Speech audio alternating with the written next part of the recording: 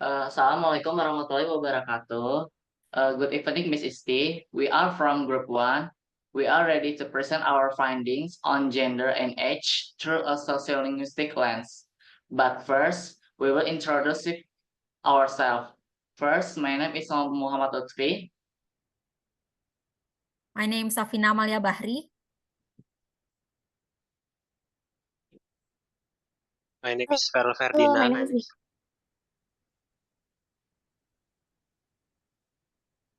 My name is Wang Chanyo.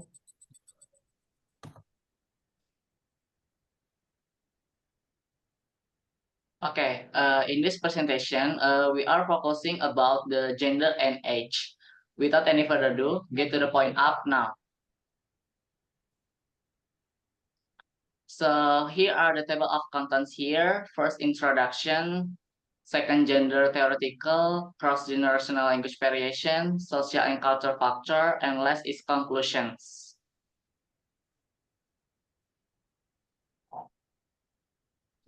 Okay, first, introduction.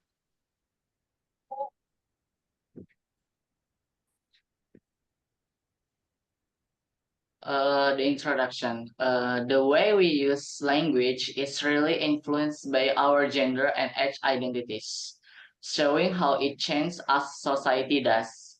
Language is more than just a way to communicate.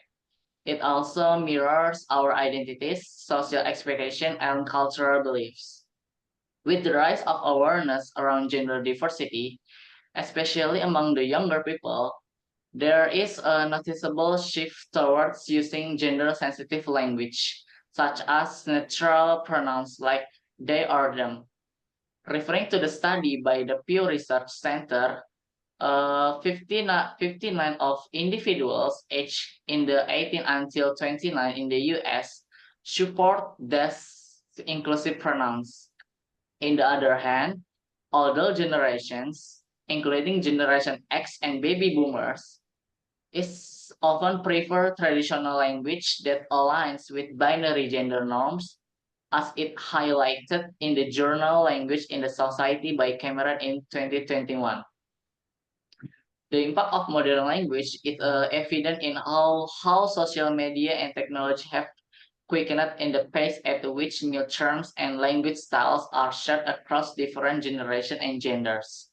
Platforms such as X, TikTok, and Instagram have emerged as venues where young people, particularly women and non-binary individuals, actively use inclusive language and trendy terms like queer and gender fluid. This trend is analyzed in the book Digital Discourse, entitled Language in the New Media by Turlow and Murczek, 2022.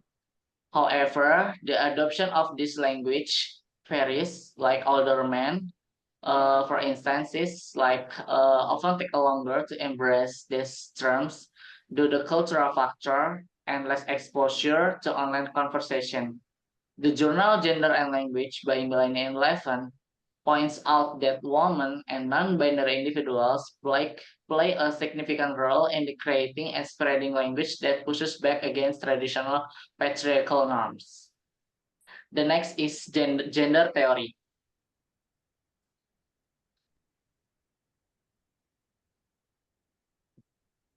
Okay. Gender theory, difference and dominance theory. Difference theory states that men and women have different communication styles due to different socialization. In contrast, dominance theory focuses on how language reflects the power imbalance between genders. Community of practice. This concept, introduced by Eckert and McConnell-Ginat, emphasized that language use is influenced by the social community to which individuals belong, including gender norms within that community. Gender performativity, based on Judith Butler's theory, language is a performative tool that individuals use to shape their gender identity, both conventionally and non-conventionally. For example, the use of gender-neutral pronouns such as they or them.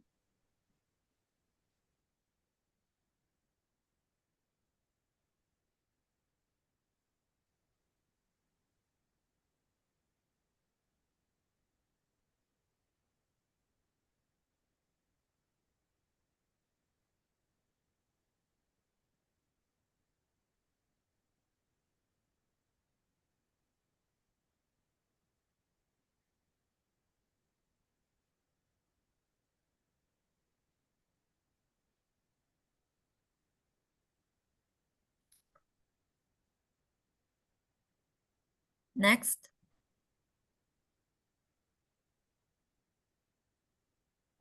Next is Gen Z language style. Is Gen Z or Generation Z digital language, slang, and social media context. Generation Z is known as digital natives who grew up with technology and social media. Their language is heavily influenced by platforms such as TikTok, Instagram, and X or Twitter, which encourage the use of slang, abbreviations, and memes as a form of expression of identity. The language characteristics are slang and neologism. Generation Z often use terms such as lit or cool and sus as in suspicious, yeet for expression of enthusiasm, and SKSKS for expression of laughter or surprise. These terms often rise from memes or viral trends. Number two is and acronyms. The use of LOL for laughing out loud, BRB for be right back, and TBH for to be honest is common, but Gen Z is also creating new acronyms such as FOMO or fear of missing out and YOLO. You only live once. Visual language and emojis. Gen Z integrates emojis and GIFs to add expression. For example, the sad emoji for sadness and smile emoji for laughter. This visual language often replaces words. The last one is digital multilingual. Gen Z in Indonesia often mix English, regional language, and Indonesian in communication, such as gokil abis or baper banget. Contextual and fast changing. The language of Gen Z changes quickly with trends in social media. For example, the popular term for Riz, as in charisma, from TikTok.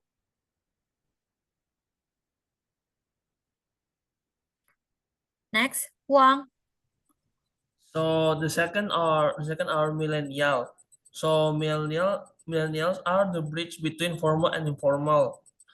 Millennials are halfway between the more formal boomers and the highly digital Gen Z. Their language reflects adaptation to early technologies. The examples such as SMS and email, while still maintaining some formal communication norms. The language characteristic of millennials are transitional slang. So millennials popularize terms like on flick for perfect, and bay for darling, and slay for brilliantly successful, which is Gen Z is now adopting. The second is professional and digital language. Millennials often use semi-formal language at work. The example is email with dear or best regards, but switch to casual language on social media such as WhatsApp or on Instagram. Influence of blogs and forums before modern social media. Millennials were active on blogs and forums such as Kaskus, which influenced the use of terms such as BAM, raising a threat, or OOT, or out of topic. The last is language mix. In Indonesia, millennials often use slang such as alay or lebay or baper for bring feelings, which Gen Z now also use. And now, let's discuss about the social and cultural factors that influence differences of language. First of all, gender socialization. From childhood, individuals are socialized to use language according to the gender norms. For example, in Indonesia, girls are often taught to speak politely and softly, while the boys are encouraged to be assertive. The second, social media and globalization.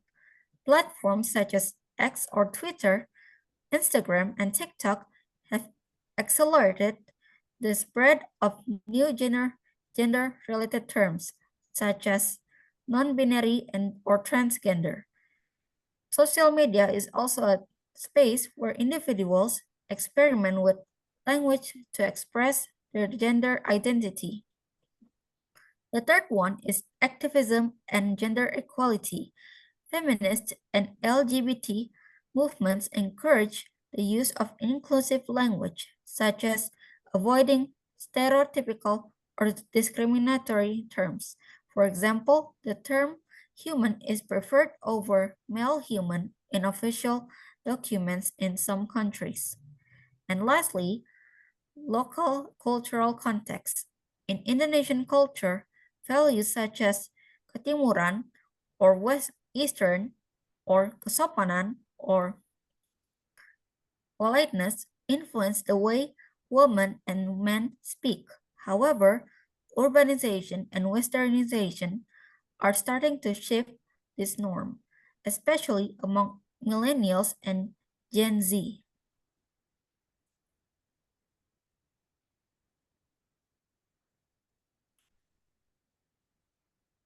Al, it's your turn. And the conclusion is today's gender linguistic differences reflect evolving social, cultural, and technological dynamics. From a sociolinguistic perspective, language not only reflects gender identity, but also shapes it through everyday communication practices. Phenomena such as the rise of neither pronouns, the influence of social media, and gender activism show that language is a dynamic tool in the negotiation of identity. However, challenges such as creating inclusive language and overcoming gender stereotypes remain relevant. With a sociolinguistic approach, we can understand how language and gender influence each other and how society can move towards more equitable and inclusive communication. That's it.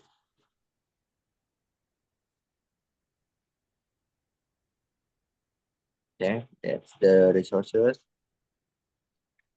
If you have question, you can email that. I think that's enough from our group. So good night and wassalamualaikum warahmatullahi wabarakatuh. Assalamualaikum warahmatullahi wabarakatuh.